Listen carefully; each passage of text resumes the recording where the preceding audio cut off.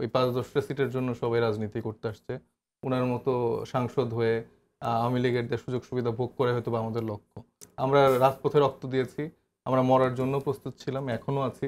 এই ২-১টা সিট দিয়ে কিছু টাকা দিয়ে আসলে এই তরুণদের এই এনসিপিকে কেনা সম্ভব না। এটা যদি তারা ধরে থাকে তাহলে তারা বোকার স্বর্গে বাস করছে। আর জাতীয় পার্টির কত পার্সেন্ট কি আছে এটা আসলে মানে মানে ধরারই বিষয় না। তাদের কিছুই নেই। তাদের ওই তৃণমূলের কিছু নেতাকর্মী ছাড়া আর তারা ছাড়া আসলে জাতীয় কর্মীরা অবশিষ্ট কিছু নাই। এরশাদ যা দেয়ার দিয়ে নিয়ে চলে গেছে।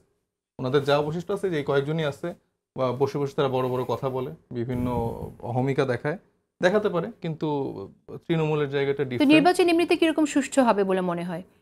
নির্বাচনের জায়গাটা তো এখন জামায়াতের নেতার বক্তব্যের মতো হবে না ভালো কিছু হবে? এখন দেখেন এই যে জামাতের নেতারা, মানে জামাত তো আসলে অভ্যুত্থানের পর থেকে আসলে একটা প্রক্সি পলিটিক্স করছে, এটা আমি এর আগেও বলছি।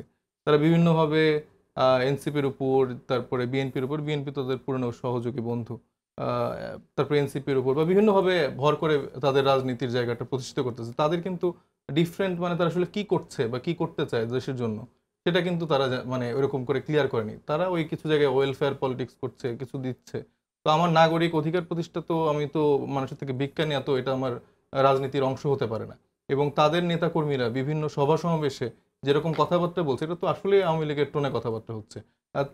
তারা হচ্ছে স্থানীয় প্রশাসনকে নিয়ন্ত্রণ করতে চাচ্ছে, তারা মানে ভোটের মেকানিজমটিকে নিয়ন্ত্রণ করতে চাচ্ছে ঠিক আওয়ামী লীগ কায়দা। এবং তাদের মানে মাহফুজ আলমের যে কথা ছিল যে এই বড় দুইটা দল হচ্ছে যে ভাগ বটারা করে ফেলেছে, এবং তাদের অংশে কতটুকু বেশি বা কম। মাহফুজ আলম আরো একটি কথা বলেছেন যে মুসলিম জালিম হয়ে উঠছে।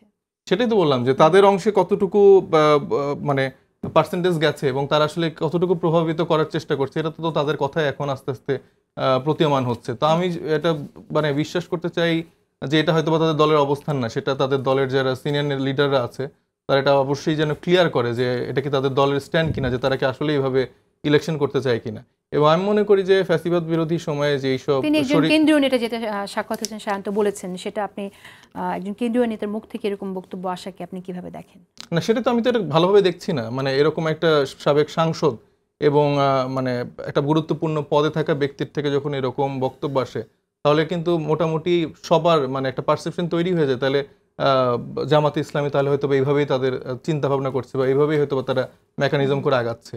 তো সেই জায়গা থেকে যদি তারা সরে আসতে না পারে, আবার ধরেন বিএনপি বা এনসিপিরও মানে এইরকম প্রভাব বিস্তার করা যদি মন মানসিকতা থেকে থাকে, তাহলে আসলে একটি সুষ্ঠু নির্বাচন সম্ভব না। বিএনপি যেমন জামাত ইসলামের সমালোচনা করছে, আমি করছি জামাত ইসলামের, বা আমি বিএনপির করছি, উনি এনসিপির করছে, এটা কিন্তু আমরা চাচ্ছি যে একটা সুষ্ঠু নির্বাচন যেন সুন্দরভাবে আয়োজন হয়। কিন্তু এই যে উনারা যারা আছেন জাতীয় পার্টির মতো, তারা আসলে চাচ্ছে নির্বাচনটা যেন না হয় এবং তারা কোনোভাবে সময় না থাকার কারণে আমি আপনার কথা শুনতে পারছি না।